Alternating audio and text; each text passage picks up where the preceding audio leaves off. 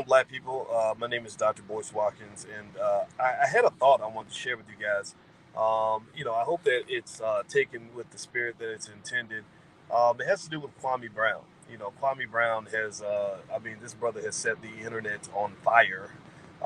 He is calling people out, breaking things down, doing some real interesting stuff, and I really enjoy watching it kind of happen. I'm curious to see how it's going to play out, and I know a lot of people are into it right now. He's probably the most talked about person on the internet. I mean, Kwame Brown is a guy that I didn't think much about him, to be honest with you, until recently, until all this started happening.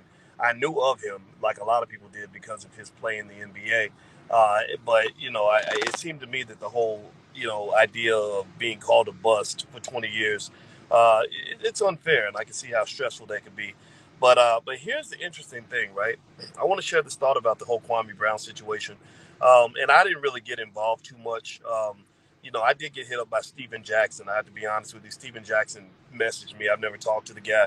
I didn't know what he wanted to talk about. I'm willing to hear anybody out in terms of what their perspective might be. I think everybody deserves to have a voice, but Steve and I never really talked. And to be honest with you, I don't really know even what my role in that all that would be. But here's what I can tell you that I've observed in terms of watching Kwame. I started watching a lot of his videos, and and I mean, it's good. It's really interesting stuff, and I agree with a lot of it. I mean, I'd never Jamel Hill. I've always thought Jamel Hill was full of shit. Stephen A. I'm about 40-60 on Stephen A. Sometimes he's fine, but other times he gets on, stuff he does gets on my nerves. I do agree that the black elite are owned and controlled by the powers that be. White supremacy is everywhere. You guys know we've been talking about this for years. I mean, if you've been watching this channel more than a month, then you know that this is something that we've been discussing for a long time. How white-owned media, they don't want to hear from real black people. Like, think about this. Why is it that Dr. Claude Anderson is never invited on these major media outlets, but yet they'll bring some buffoon who knows nothing about economics on there, so it's kind of disrespectful. But then again, though, they've been disrespecting you for 400 years. They've never respected you. They've never liked you. Some of y'all Negroes are so stupid that you think that Joe Biden is your buddy, and Joe Biden incarcerated more black men than any president in American history. So how the hell is a guy who incarcerated more black men than any president in American history suddenly your hero and your idol and your homeboy? I don't get that. That's the craziest thing in the world to me. And thank God he's showing exactly who he is. But anyway, with that said, I want to, kind of point out a couple of thoughts that I had about Kwame. There's literally nothing that I need you to do with this information. It's just me. I like to think. I'm a thinker, right? And I'm an observer and a watcher, and I like to see which way the wind's blowing. And here's the thing about Kwame that's really interesting. Kwame is he's digging into this internet thing. He's taking off kind of the way Kevin Samuels did. I noticed that when Kevin Samuels, three people I think about that just blew up on the internet just quickly were Kwame, Kevin Samuels, and also that rapper Tekashi 6ix9ine. He was the guy that did all the snitching. And one thing I noticed is that all of them figured out like what the formula was. They saw that everybody was going crazy, and it was that they were getting 10, 20, 30,000 people watching their lives. So each of them kind of had a formula, and each of them started milking the cow, making a ton of content and all that. Like Kevin Samuels goes live probably two, three times a day, it seems like, and he's good. He's damn good at what he does. Tekashi, when Gummo came out, where he was pretending to be a gangster, and it worked really well. Next thing you know, every video sounded like Gummo.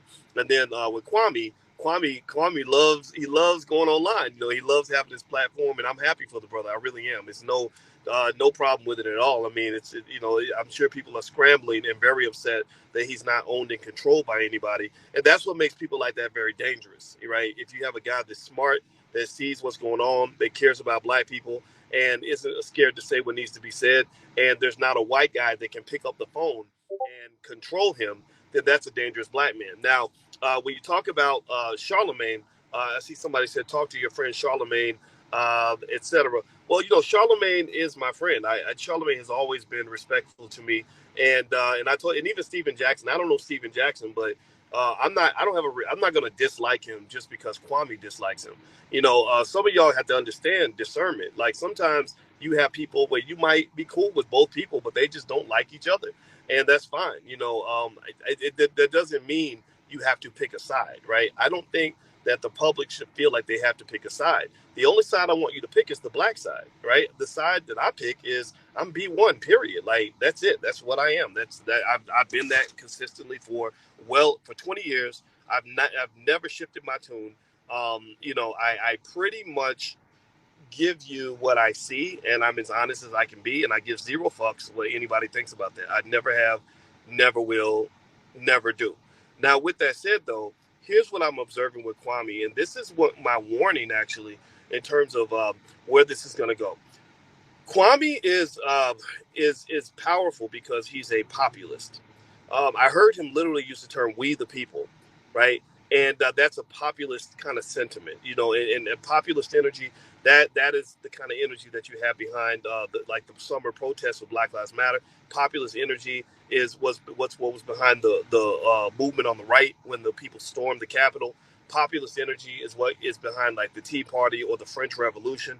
That's a long-term idea that's been around for 1,000 years. So Kwame is a populist, and that's why so many people love him, because he's speaking up for the people that don't have a voice. So a lot of people that don't have a voice are like, this is great.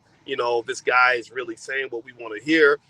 He's saying the things that other people won't say. He's calling out the elite for their behavior, which they certainly should be dealt with. They should be held accountable. So, I'm fine with that. I don't have any issue with how he does his thing, because that's his platform. But the other thing about Kwame that's interesting is the way he challenges the black elite. He talks about the black elite that's on TV and speaks that honest truth that we've always talked about on this platform, that a lot of times the worst ideas get out to the black community because the Negroes on TV care nothing about actually going in and building for the community. And the reason they don't is because if they do that, they'll be punished. They'll be taken off the platform and replaced by somebody who plays ball. So the as he calls the go along to get along gang, basically is and this is one of the reasons why I don't really answer the phone most of the time when black celebrities reach out to me, is because I don't want to be in that club. Because what happens is that when you start gaining power, then they start inviting you into the circle. They start pulling you in.